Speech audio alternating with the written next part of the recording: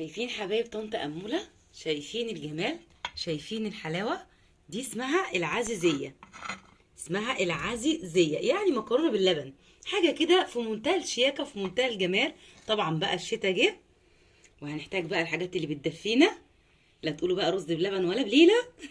هنخش على عزيزية الدمياطية، ويا ريت بقى الضمايطة يقولوا لي رأيهم ايه في الكومنتات. حاجة كده خطيرة خطيرة. شايفين؟ سخنة كمان على ايدي، مش قادرة امسكها. الشكل بتاعها تحفة تحفة تحفة. ايه الجمال ده يا طنط أمولة؟ اتعمل ازاي؟ تعالوا بقى ورايا اوريكم النتيجة. يا مساء الفل والورد والياسمين على احلى متابعين طنط أمولة الغاليين. النهارده هنعمل مع بعض العزيزية الدمياطي. ايوه العزيزية. الشتا جه بقى وعايزين ناكل حاجات كده تدفي. حاجه كده من ايد طنط أمولة في منتهى الجمال. طيب احنا معانا ايه المقادير؟ معايا عباره عن حاجه واحده بس، يعني مقاديرها مش كتير. معايا سكر، كوبايه سكر، واتنين فانيليا، ومكرونه فقط لا غير. هتعمليها ازاي يا طنط أمولة؟ معايا لتر لبن على النار، انا مزوداه كوبايه ميه، يعني من كوبايه لكوبايه ونص او كوبايتين. ليه بقى يا طنط أمولة التركايه دي؟ عشان هسلق فيها المكرونه بتاعتي. هحط نص كيس المكرونه ده، نص الكيس بالظبط. هو 350 جرام الكيس. هحط نصه بالشكل ده كده، يعني ما يعادل كوبايه ممكن. وهقلب كده في اللبن اللي كان سخن على النار. انا لو لاحظ ان انا حاطه الحله على النار، هخليها تغلي بقى وتاخد وتدي كده مع بعضيها. تمام. ولما تستلق خالص هاجي اقول لك نعمل ايه، بس انا هوطي عليها عشان اللبن اصلا مغلي. هوطي بقى كده النار، ولما تستوي لدرجه ان هي ممكن تتهري هاجي اقول لك نعمل ايه. شايفين يا حبيبه طنط أمولة؟ انا سبتها لما استوت خالص مالص بالشكل ده. خلاص يعني قالت يا سوا. هعمل ايه دلوقتي؟ شايفين سخنه ازاي؟ انت لو عندك هاند بلندر في الوقت ده هتعمليها بالهاند بلندر، تضربيها لما تبقى خلاص يعني تدي القوام المطلوب. لكن لو انت ما عندكيش هاند بلندر زي حالاتي، فانا هضطر استنى لما تبرد شويه خالص عشان خاطر ما بوظت الخلاط، وهضربها ضربه حلوه كده في الخلاط وارجع اقول لك هنعمل ايه. وزي ما احنا شايفين يا حبايبي انا ضربتها في الخلاط. شايفين؟ هتنزل بالشكل ده. انا سبتها بردت شويه وضربتها في الخلاط. لكن انت لو عندك هاند بلندر ممكن تنزليها عادي. شايفين حبايب طنط أمولة؟ انا عملتها في الخلاط ونزلتها بقت بالقوام ده. وانا عملتها في الخلاط لقيتها تقلت شويه، القوام بتاعها بقى تقيل. زودتها طبعا كوبايه لبن، دي حاجه بايدك يعني.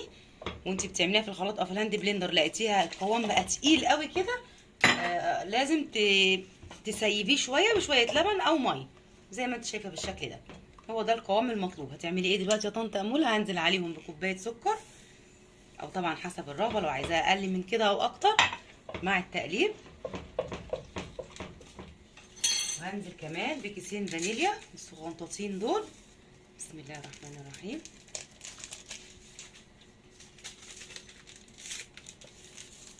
بالشكل ده هتاكلوا بقى شويه عزيزيه. يا سلام يا سلام. وعايزين بقى الضمايطه يقولوا بقى ايه رايهم في التعليقات.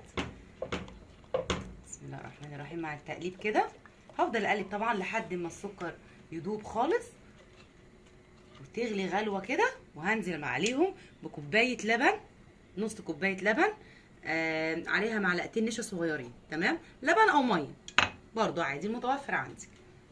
انا بفضل هقلب كده مع الغليان واقول لك هنحط النشا ازاي. ورجعنا حبايب طنط أمولة، وزي ما انتم شايفين سبتها لما غليت كده. شايفين بتغلي ازاي؟ في المرحله دي بقى هنزل بالنشا بتاعي زي ما قلت لكم، معلقتين نشا على نص كوبايه ميه او لبن. هنزل كده بالراحه خالص واقلب مع التقليب عشان تدي بقى القوام المطلوب ان شاء الله، تبقى زي العسل. بسم الله الرحمن الرحيم. هقلب زي ما انتم شايفين كده، هي في ثواني هتمسك بعضها. عايزه تحط في المحاره دي شويه جوز هند او اي حاجه انت بتحبيها تضيفيها عادي، بس هي دي الطريقه بتاعتها بالشكل ده. شايفين بتقلب ازاي وتغلي؟ هي طبعا في المرحله دي في الوقت ده بقى هطفي عليها وافضيها، الا في صينيه عاديه الومنيوم، تيفال، بايركس، اي حاجه. بس انا بقى المره دي هحطها في طواجن صغنطوطه. كل بقى حد كده من الاسره ياخد الطاجن بتاعه. حاجه شيك كده يعني. اهو زي ما انتم شايفين هو ده القوام المطلوب. حلو الكلام، كلام جميل. انا كده اتاكدت ان النشا استوى. لما تغلي كده خلاص كده النشا بتاعي كمان استوى فيها وقوامها بقى تحفه. هاجي هنا كده بقى، تعالوا بقى شوفوا شكلها هنا في النور. الله، يا تريكاتك يا حركاتك يا طنط امول، ايه الجمال ده. هبتدي بقى كده افضيها في الطواجن بتاعتي. بسم الله الرحمن الرحيم. شايفين؟ ممكن تحطيها زي ما قلت لك في صينيه واحده برضو عادي خالص. بسم الله. هو ده القوام اللي انا عايزاه حبايب طنط اموله بالشكل ده. طبعا الزيادات دي كلها هنمسحها بمنديل ورق دلوقتي اوريكم تاني. يلا بسم الله الرحمن الرحيم. ادي القوام اهو بالشكل ده.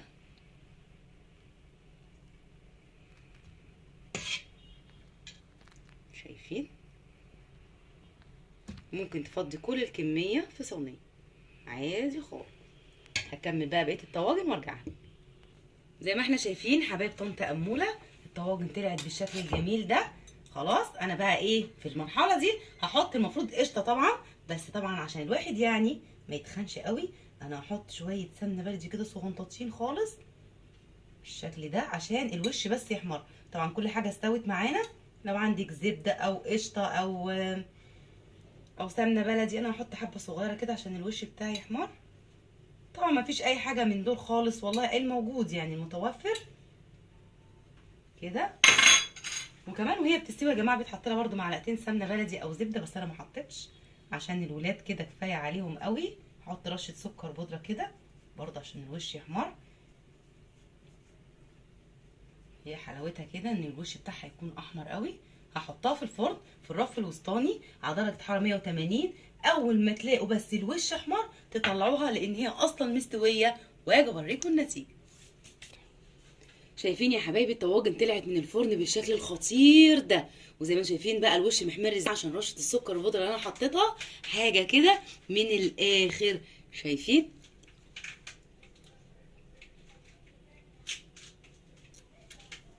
شايفين الجمال؟ دي ممكن تتحط في صينيه واحده زي ما قلت لكم، تمام؟ وممكن تتحط في طواجن زي ما انتم شايفين كده سخنه طبعا مولعه. انا مش قادره اعملها بس ممكن اهو الكاميرا تجيب بقى الشكل. شايفين؟ شايفين الشكل بتاعها النهائي؟ تحفه تحفه تحفه، حاجه كده في منتهى الجمال. شايفين حبايب طنط اموله؟ خلي بالكم بقى ما تبقوش تزودوا النار قوي عشان خاطر ما تحرقش منكم. على نار هاديه 180 زي ما قلت لكم. وفي نفس الوقت كمان ما تزودوش الطواجن على الاخر عشان بتفور. خلي بالكم في الفرن حاجه كده خطيره تنفع في العزومات. حاجه